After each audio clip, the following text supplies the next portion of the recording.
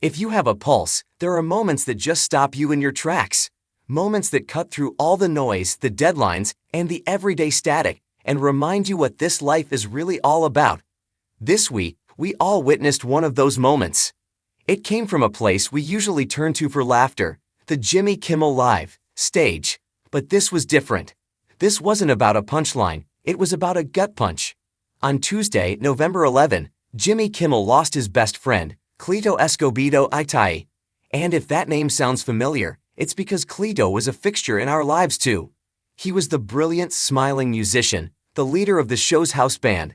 But to Jimmy, he was so much more. He wasn't just a colleague, he wasn't just a band leader, he was his childhood best friend. Cleto passed away at just 59 years old. TN's reported his death certificate listed the cause as cardiogenic shock, a medical term that does nothing to capture the sheer, heartbreaking suddenness of it all. How do you even process that? How do you go to work the next day, stand on that stage, and look into a camera knowing millions are watching, when the one person you shared this entire journey with is suddenly gone? A friendship forged in childhood. Let's just pause and think about that bond for a second. How many of us get to say we work with our childhood best friend? The person who knew you when you were awkward and goofy, before the fame, before the success, before any of this. The person who was your guy long before you were Jimmy Kimmel, talk show host. That's what they had. Their friendship was the bedrock of the show. You could see it in their glances, their inside jokes, the easy comfort they shared. It was a bond that spanned decades, a shared history that played out, night after night, under the bright lights. And then, in an instant, that light went out. So, when Jimmy Kimmel stepped onto his stage, he didn't come out as a host. He came out as a man who was utterly shattered. He delivered a tribute to his friend that was so raw, so vulnerable, and so profoundly moving, it left anyone watching in pieces. Through tears, he didn't just talk about Cleto, he talked about the luck he had, the sheer dumb luck of getting to spend almost every day with his best friend by his side. He spoke about the importance of friendship, about the beautiful, irreplaceable bond they shared. And he left his audience with a message that resonated so deeply, it echoed across the internet. Cherish your friends. We're not here forever. It was a staggering display of public grief, but more than that, it was a staggering display of love. Maria Shriver's powerful reminder. As the world processed this heartbreaking monologue, one person perfectly captured the power of what we had just seen, Maria Shriver. Like the rest of us, Shriver was deeply touched by Kimmel's words. She took to Instagram, sharing a clip of the speech, not just as a fan, but as someone who understood the profound lesson being shared. Last night, Jimmy Kimmel paid tribute to his childhood best friend and bandleader Cleto Escobedo Itai in an absolutely heartbreaking and beautiful monologue, she wrote. That's the perfect description, isn't it? Heartbreaking and beautiful. That is the dual-edged sword of grief. It hurts so much because the love was so big. Shriver urged her followers to watch the full 22-minute tribute, to truly take in the weight of it. She then nailed the core of why this moment mattered so much to all of us. This is what friendship looks like, she declared. This is what we all want in life. A friend by our side through the good and bad. She was right.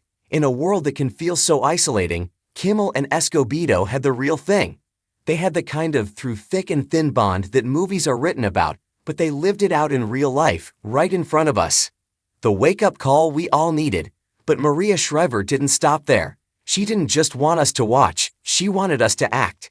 She turned this moment of shared sorrow into a powerful, urgent call to action.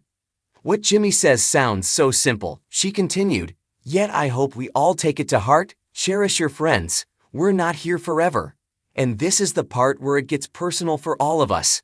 Today, take the time to call up a friend, send them a message, reach out in whatever way you can. Take that extra step to let them know they matter. Don't take their love for granted. Don't take your time with them for granted. Cherish it all. Reading her words, you can't help but feel that gentle, loving nudge. Who did you immediately think of? Who is your Cleto? Who is the person who has been by your side, the one you text with random thoughts, the one who has seen you at your worst and still thinks you're the best? Kimmel's tragedy became our collective reminder. We get so caught up in the busy trap. We think, I'll call them next week, or we'll catch up soon. But soon is not a guarantee. Next week is not a promise. Unapologetically human. The response to Schreiber's post and to Kimmel's tribute was a tidal wave of shared emotion. The comment section wasn't just thoughts and prayers. It was a testament to why Kimmel's vulnerability was so important. Jimmy laid it all out there in front of millions of people. His love for his best friend was absolutely palpable. One user wrote, "I am heartbroken for him and all who loved Cleto." Jimmy wanted everyone to know how cherished Cleto was, despite the pain of getting through that tribute. "I just love him for that." Another person captured it perfectly. "Love you, Jimmy. You always share your heart. One of the greatest things about you." But perhaps this was the most poignant takeaway. "I love how unapologetically human he always is with his emotions." In a world obsessed with filters, curated perfection, and tough exteriors, Jimmy Kimmel gave us permission to be unapologetically human. He showed us that real strength isn't about not crying. It's about being brave enough to cry publicly for someone you love so deeply. His tribute was a gift, a heartbreaking, beautiful, and necessary one. It was a reminder that at the end of it all, when the lights go down and the music fades, the only thing that truly matters is the people we loved and how well we cherished them while we had the time. So, thank you, Jimmy, for your honesty.